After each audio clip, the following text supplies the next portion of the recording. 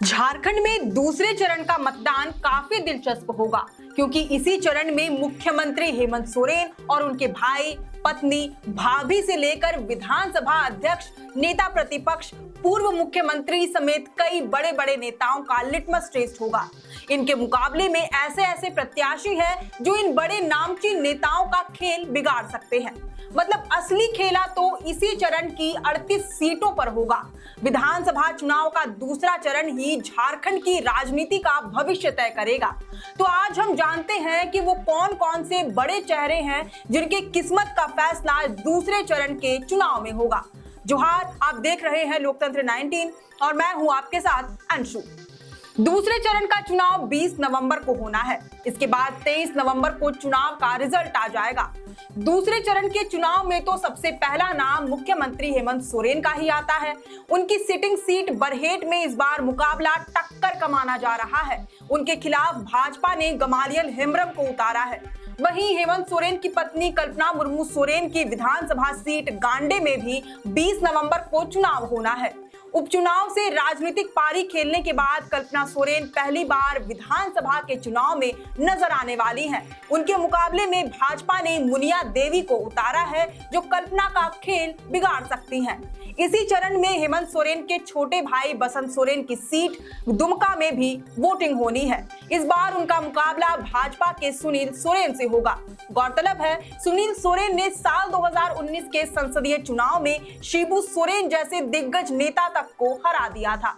दूसरे चरण में ही हेमंत सोरेन की भाभी और सोरेन परिवार की बड़ी बहू सीता सोरेन का भी लिटमस टेस्ट होगा। इस बार वह भाजपा की टिकट पर अपनी पारंपरिक सीट जामा की जगह जामताड़ा सीट से चुनाव लड़ रही हैं। उनके मुकाबले में कांग्रेस की सिटिंग विधायक और हेमंत सरकार में मंत्री इरफान अंसारी है। दोनों प्रत्याशियों में पिछले दिनों काफी तू मैं भी हुई थी। वहीं इस बार विधानसभा अध्यक्ष रविंद्रनाथ महतो के सामने भी नाला विधानसभा सीट पर जीत दोहराने की चुनौती है। नाला में उनका मुकाबला भाजपा के माधव चंद्र महतो से होगा। इसके अलावा पूर्व मुख्यमंत्री बाबूलाल मरांडी की सीट धनवार में भी दूसरे चरण में मतदान होगा। धनवार में मुकाबला इसलिए दिलचस्प हो गया है क्योंकि एक तो यह पूर्व मुख्यमंत्री की सिटिंग सीट है, लेकिन दूसरी तरफ इस सीट पर जेएमएम और भाकपा माले दोनों ने ही इंडिया गठबंधन के तहत अपने अपने उम्मीदवार उतार दिए हैं। झामुमो ने निजामुद्दीन अंसारी को टिकट दिया है, जबकि भाकपा माले ने राजकुमार यादव को। इन सबके बीच नेता प्रतिपक्ष अमर बावरी की सिटिंग सीट चंदनक्यारी में भी दूसरे चरण में चुनाव होगा। उनका मुकाबला आजसू के बागी नेता और झामुमो के प्रत्याशी उमाकांत रजक से होगा। वहीं आजसू सुप्रीमो सुदेश महतो के लिए अपनी सिटिंग सीट सिल्ली में जीत दोहराने की चुनौती है। उनका खेल बिगाड़ने के लिए जेएमएम ने अपने पुराने नेता अमित महतो को खड़ा किया है।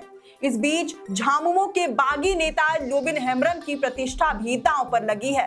पहली बार भाजपा की टिकट पर वह अपनी पारंपरिक सीट बोरियो से चुनाव लड़ रहे हैं। उनके सामने झामुमो ने धनंजय सोरेन को खड़ा किया है। इसी चरण में 3 सीटों पर फिर से महिला प्रत्याशियों के बीच कड़ा मुकाबला देखने को मिलेगा। रामगढ़ में फिर से सुनीता चौधरी और ममता देवी के बीच मुकाबला है।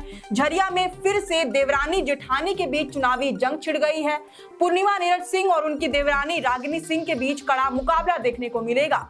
और डुमरी में बेबी देवी और यशोदा देवी फिर से एक दूसरे के विरुद्ध चुनावी मैदान में है। डुमरी में ही युवा नेता जयराम महतो की किस्मत का भी फैसला होगा।